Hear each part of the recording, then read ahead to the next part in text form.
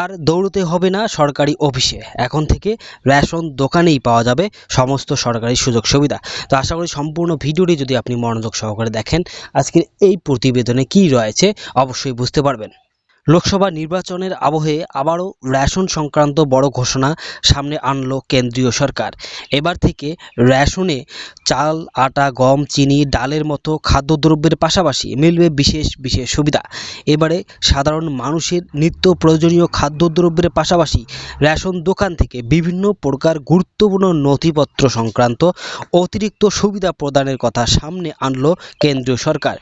কিন্তু কি বলা হয়েছে কেন্দ্রীয় সরকারের এই নতুন ঘোষণায়, আজকের এই ভিডিওটি সম্পূর্ণ মনোযোগ সহকারে দেখলে আগেই বলেছিলাম বিস্তারিত জানতে পারবেন। তো আশা করি আপনারা খুব ভালোভাবে জানেন এই চ্যানেলে শুধুমাত্র রেশন কার্ড রিলেটেড কন্টেন্ট প্রায় প্রত্যেক দিন আপলোড করা হয়। তাই রেশন কার্ড সংক্রান্ত আপনার যদি কোনো কিছু জানার থাকে বা প্রশ্ন থাকে, অবশ্যই সম্পূর্ণ ভিডিওটি মনোযোগ সহকারে দেখার পর কমেন্ট করবেন।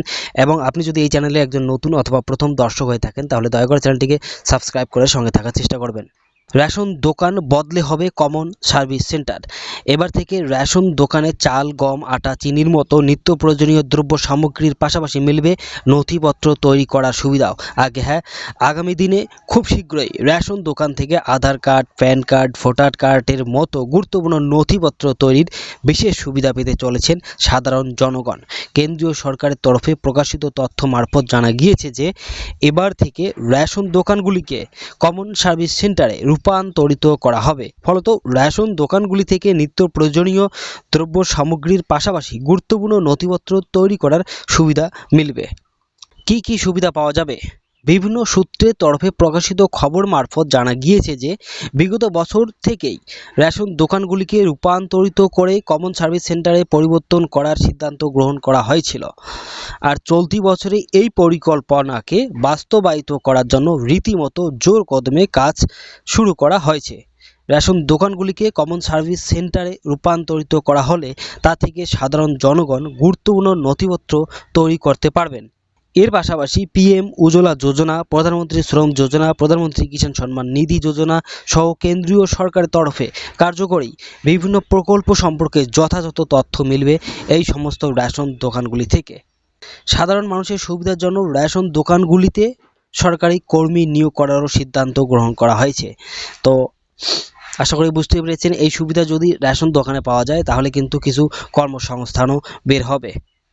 কেন এই বিশেষ পদক্ষেপ গ্রহণ করা হলো? দেশের বিভিন্ন প্রত্যন্ত অঞ্চলের সাধারণ জনগণকে Aadhaar card, ration card, PAN card এর মতো গুরুত্বপূর্ণ নথিগুলি তৈরি করার ক্ষেত্রে যথেষ্ট দ্রুত অতিক্রম করে শহরে যেতে হয়। শুধু তাই নয়, এই সমস্ত নথি তৈরি করার জন্য সাধারণ নাগরিকদের সরকারি দপ্তরের লম্বা লাইনেও দাঁড়াতে হয়।